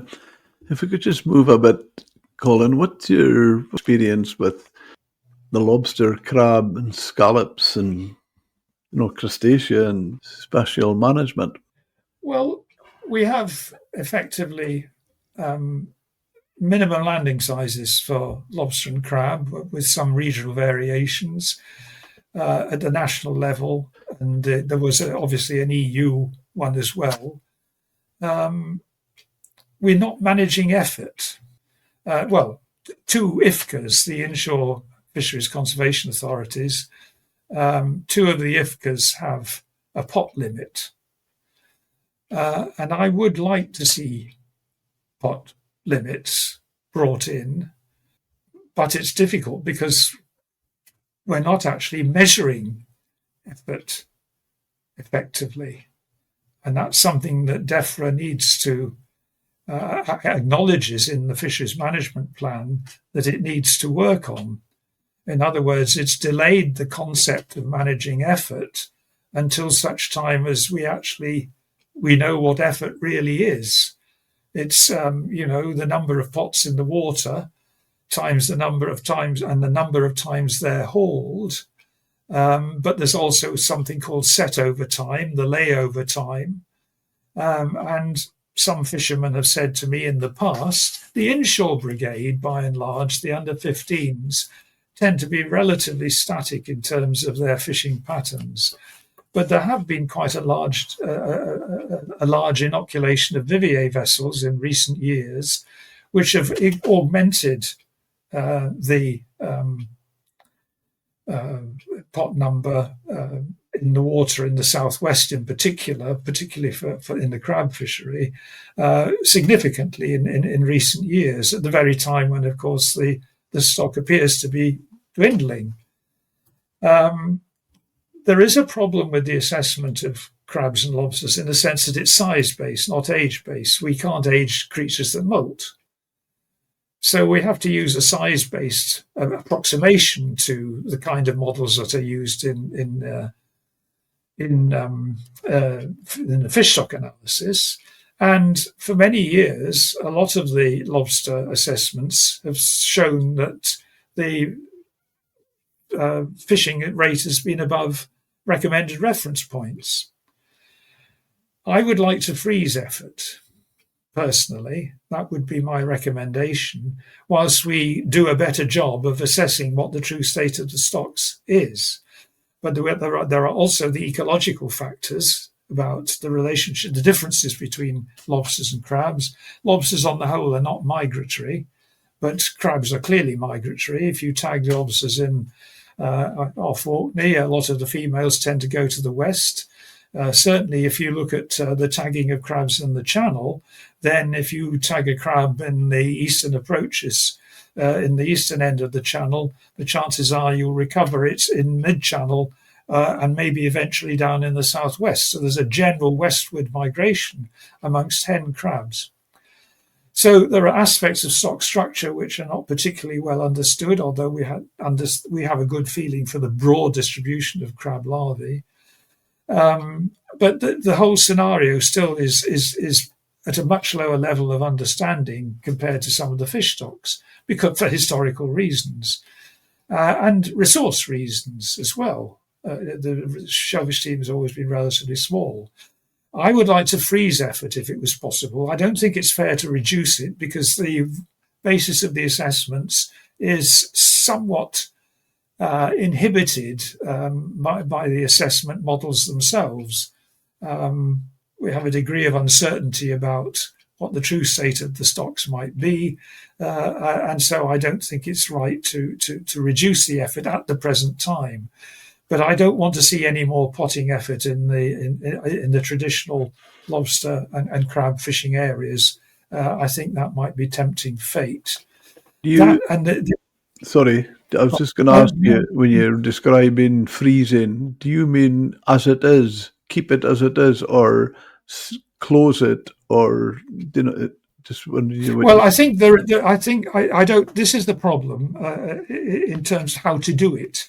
Mhm. I would like to freeze it in some way, but then, of course, fishermen always point out that, as I said to you earlier on, the example that if the price variation goes negative, if the price of fuel goes up, and it almost certainly will if the sanctions on Russian oil or whatever take effect, etc., etc. If the price of fuel goes up because of world's shortages, say, uh, then how are they going to cover their costs? Bait costs are obviously going up. We know that. And quite clearly, stock abundance is going down. So if stock abundance has been declining in the case of the crab, some of the crab areas, then you naturally instinctively want to put more pots in the water in order to try and stay level. So there's a problem with all of this stuff. But I still would prefer to freeze effort.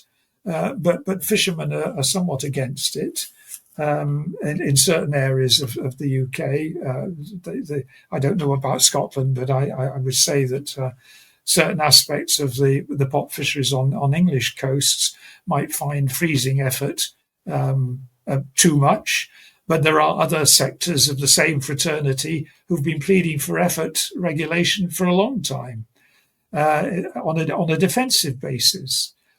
Then the other thing is that fisheries management seems to work very slowly in some cases.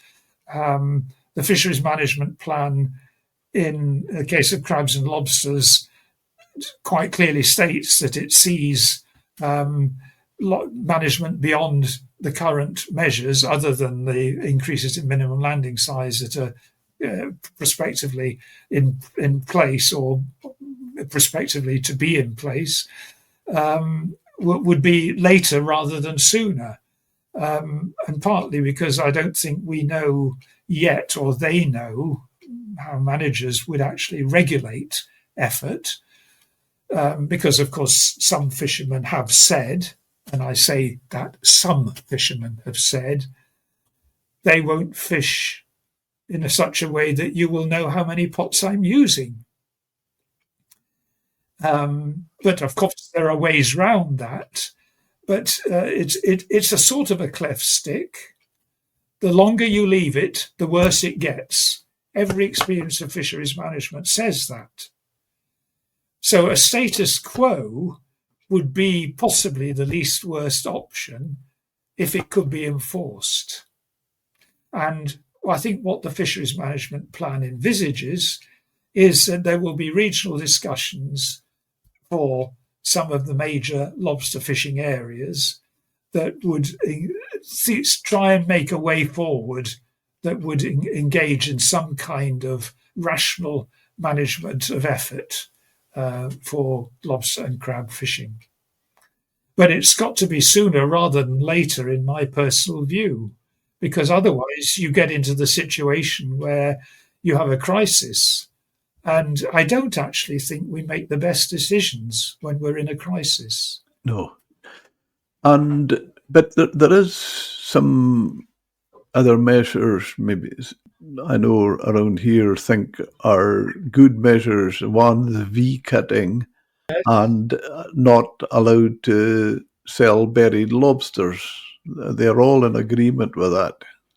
Well, we do now have a buried ban, of course, south of the Yeah. border, but I have some doubts as to how effectively it can be enforced. Okay. There are cases increasing. There's been a few cases recently in fishing news of people being fined for scrubbing and things of that nature. It's a difficult area. It's a very short-sighted thing to do for a fisherman. Well, I'm not saying this is widespread, but it does occur. And, we're reaching a stage now, I suppose. When was I think it was 2017, the ban on landing buried lobsters in England and Wales. So it's probably time to try and review whether there have been any benefits or how well it's being done and all the rest of it. Although I think that the MMO and the Fisheries Department are hugely stretched in all ways at the present time. I mean, the number of fisheries management plans has increased, obviously, considerably. Those that don't commend a majority of fishermen to be on their side are going to be difficult to work with. Some of the groups are very fisherman oriented, and the Whelk group and the Scallop group are cases in point where there's a very good interaction with the industry. And I think we're at quite an early stage in the crab and lobster one where we're trying to engage with the industry on a discussion basis. I don't go to those meetings around the coast, but I do go to the CMG, the Crab and Lobster Management Group, on Teams, and I listen to the Shellfish Industry Advisory Group on Teams. At my age, I'm 82, Jim, and it's taking too damn long for resolution of these issues from my point of view. Indeed. When you're talking about the lobster there and different things, you're talking about control of numbers, creels and things. It takes me back to something that I think of a lot. My father, when he was fishing, now I'm talking about back in the 50s and 60s, the part of the year they fished seine, and other parts of the year they had creels out fishing for lobsters. And they found they made a good living. There was 5 of a crew. It was a family boat. They were all family boats at that time. 5 of a crew. They made a good living at the creels. And I just wonder if it's generally felt with the fishing industry at large, supply and demand, what makes the prices for the different species are. If there's a big supply, the price goes down. If they're scarce, then a bit scarcer, then the price goes up. If there's a way of balancing that, rather than what you were saying about just ever more creels going out, because they made a good living, a decent living now, and they never had more than 100 creels out fishing.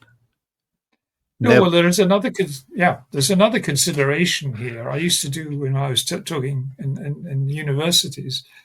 I used to say, well, there is such a thing as gear saturation. We don't actually understand what the relationship between pot density and the level of exploitation actually is. There is work going on at sea in certain cases, in certain areas. I think Bangor University is doing some work on this, trying to use cameras to sort of assess, what comes up in the hauls, so that we could really assess the sort of catching efficiency of the boats more effectively. But lobsters are pretty sparse, and crabs are much more abundant in the areas where they occur. So the impact of increasing the numbers of creels in different densities of differently behaving animals is very hard to evaluate. So just a rule of thumb thing, really, that, if you want to limit exploitation, limit the amount of gear, but I can't say that it's scientifically proven that it's necessary to do that. Maybe they're just cutting off the nose to spite their face. Maybe the overall catches won't go up too much, but everyone will get less if they're all fishing with more creels, because the creels will be competing with one another. I had a colleague at the lab when I was still working in the shellfish team who began to explore this thing, the effect of pot spacing. What was the optimal pot spacing in terms of capture efficiency?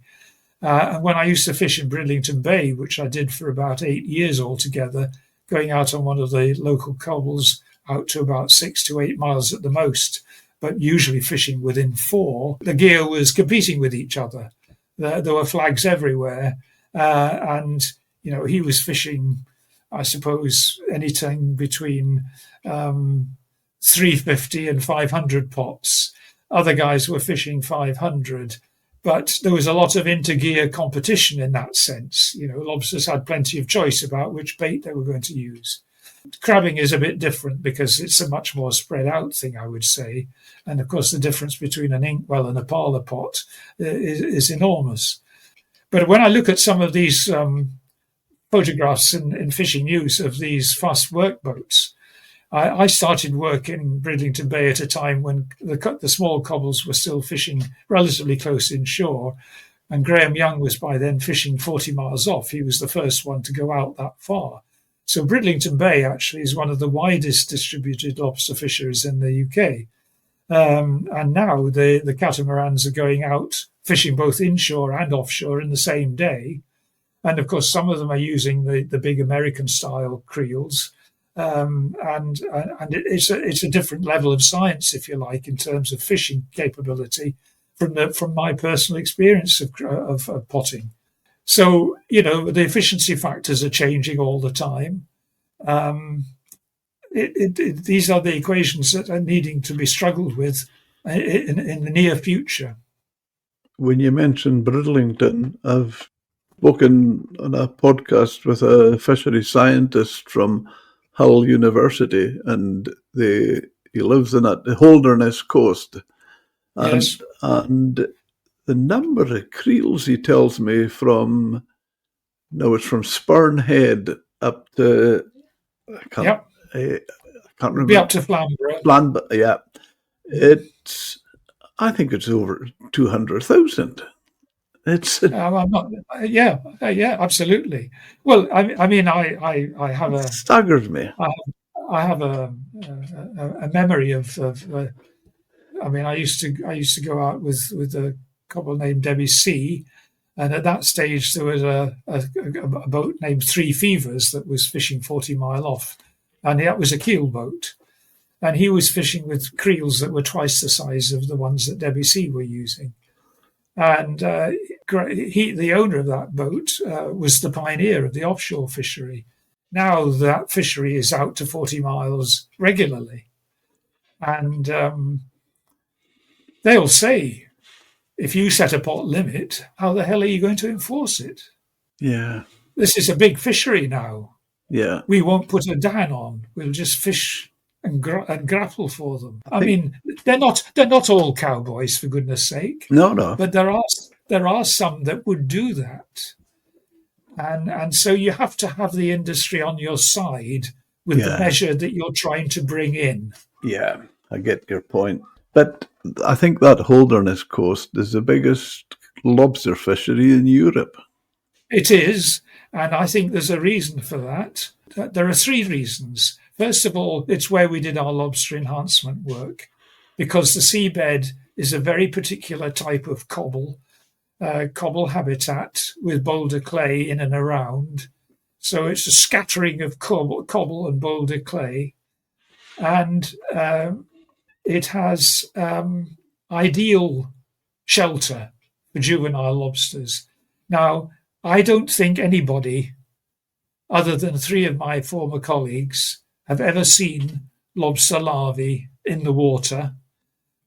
John Nichols, Brenda Thompson and Steve Lovewell used a Euston net, which is a surface net, way back in the late 70s, early 80s, I think, and found lobster larvae in a gyral system about the northern end of Bridlington Bay, quite close to Bridlington Harbour. That's the only time lobster larvae have been seen, because they're very sparse. I believe that my firm belief is that they're Zoological adaptation is sparse larval production, quick descent to the seabed, disappear into shelter, and you don't see me for 4 years until I've grown to the size where I can defend myself. Now, I think that has kept that Bridlington fishery going, that ecology, which is very different from the American ecology. The American ecology of Homarus americanus is more like a fish stock. You know, it's very much more dense. It's probably about 10 times denser. The annual landings in the state of Maine were about 40,000 tonnes when I used to go over there. We're talking about hundreds of tonnes in the case of the UK lobster fisheries. So it's a completely different scale. But the durability of Bridlington still amazes me, given the effort that there is there, and it remains to be seen. It remains to be seen how long it lasts. Yeah, indeed. Colin, I was going to ask you, you're probably the question I'm going to ask you just now, you've probably given it to us, told us it, because I'm fascinated with your career. What memorable moments, key achievements and insights from your extensive career? Well, the memorable moment, the most memorable moment, I have to say, was the herring closure. I was a very young scientist. I fought against a lot of political pressure internally in the commission at that time that very few people know about, because fisheries scientists had only just entered into DG14 and DG9 and then DG14. I was one of a very, very small band who, and without question, were pressured to unrecommend the herring closure by political forces at the time. And we didn't. We stuck by the science. And so in that sense, it was a test that very few people had to endure in a way. And I was pretty young and did it. I'm not saying I made the decision. The Council of Ministers made the decision. But if I'd let light through a chink of light through my armour as a scientist, that might not have occurred. And we might not have a North Sea herring stock now. So this is a story that's never really been told by choice. Scientists don't do this work to shout from the rooftops and beat their chests and say, look what a clever boy I am. But they exercise a sort of covert degree of responsibility for the application of science to a real world problem. And I think that since the Common Fisheries Policy, much maligned and much hated for understandable reasons, nevertheless, a grudging respect has grown up around it in the European zone and even in the UK, setting aside Brexit and all that stuff, that is remarkable, really. You know, we're talked about memorable moments, but now we've talked about the herring ban and we've talked about characters. Let me tell you a story of that time, and this is a true story, which really is quite funny. And we're talking about characters. There was a fisherman up this part of the world during the herring ban, obviously, and he was a real character. He had a small boat, and the herring ban was on. He would get out, let's say, in the covers of darkness, doing a little bit of drift netting and getting a bit of herring and selling it locally. he was also, obviously, Scotland, north of Scotland, were renowned for our salmon rivers, and he was catching a bit of salmon as well. And Jock Sutherland was his name. He was actually originally his parents were from Newfoundland, and they came over here. So he was known locally as Canadian Jock, and eventually was up in the local court. And he used to come in to me a lot. I had a fish factory at the time, and he would get some bait, the bait for his creels from me, my factory, for, from the head and the bones, and that was left after filleting. So he used to come in and pick them up. And he was, as I said, he was a real character. And he was up in court, and the local sheriff at the time was a guy. He would put it this way. With the way things are now, he wouldn't get away with some of the things that he used to say then. And Jock was up in front of him, and he says to Jock, and obviously Jock was giving him his versions and hoping he would get off. And he says, "Look, come on now, Mr. Sutherland. Everybody, all the locals, everybody here knows if they want a bit of a legal herring or salmon, just ring Canadian Jock down in the coast." And he says, he was in my factory for picking up bait the week after that. And he says to me, Jim, he says, "I just wish the sheriff didn't say that to me." I says, "Why?" He says, "Because since he said that," he says, "my phone's never stopped ringing." Absolutely. Absolutely. Colin, what advice and guidance do you offer for the next generation of fisheries scientists and managers? Wow. Well, I think you have to keep up the tradition, in the sense that, there's been some great people before us.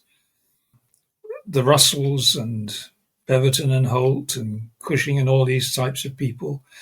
In my day, there was good scientists like David Garrett and John Shepherd, and Joe Ward was my boss in the final years, and he was determined to make sure that, the science was correct and was proper advice was given in the proper way and all the rest of it. And in fact, Joe has just passed on, unfortunately, but he's been seriously ill for a while. But I think it's a fantastic tradition that fisheries science has inherited.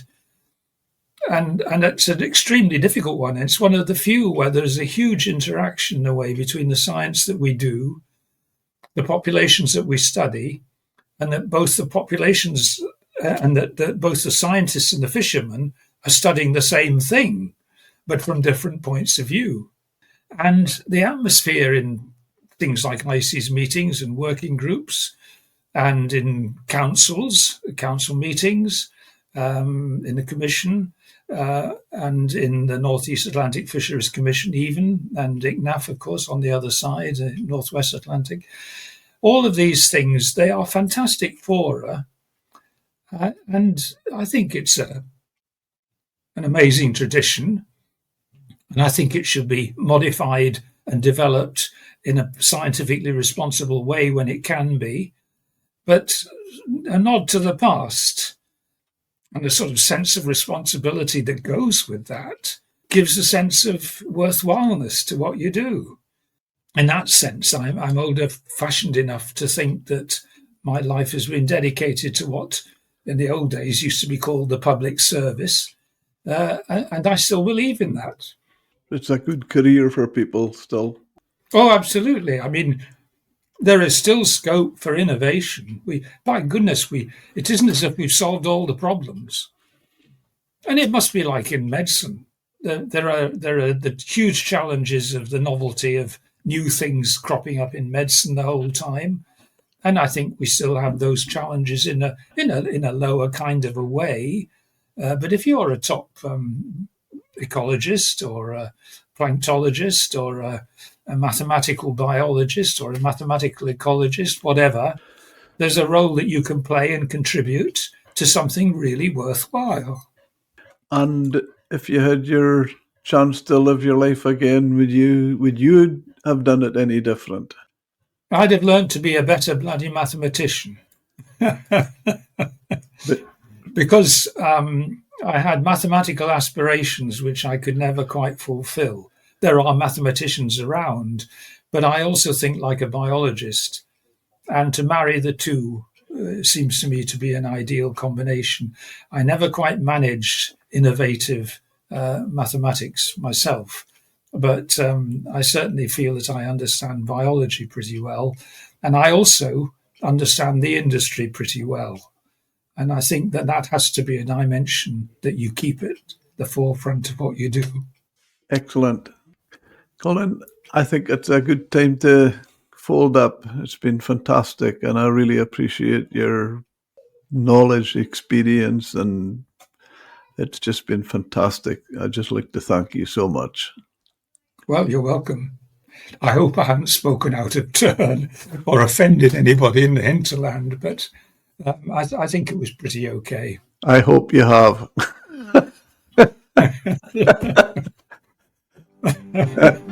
Not at all, not at all.